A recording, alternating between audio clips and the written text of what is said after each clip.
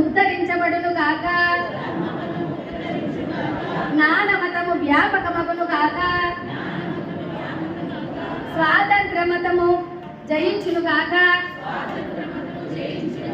శాంతి మతము స్థాపితమగును గాక. ఓ శ్రీకృష్ణ పరమాత్మ,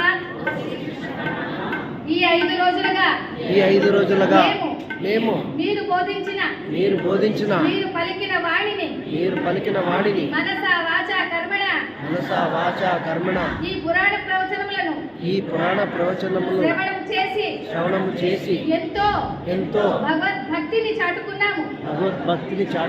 ఈ భక్తి వలన మాకు వచ్చేటువంటి పుణ్యాన్ని మాకు, మా బంధువులకు, మా మిత్రులకు, మా శ్రేయోభిలాషులకు, మా గ్రామ ప్రజలకు, మా దేశ ప్రజలకు అందరికీ కూడా మీ యొక్క ఆశీర్వాదం, మీ అనుగ్రహం ఉండి మేము చేసేటువంటి కార్యములు చిత్తశుద్ధితో విజయవంతముగా కార్యములు చేసి ధర్మమును నిలుపుతాం, ధర్మ ప్రచారం చేస్తాం, ధర్మంగా జీవించుతాం.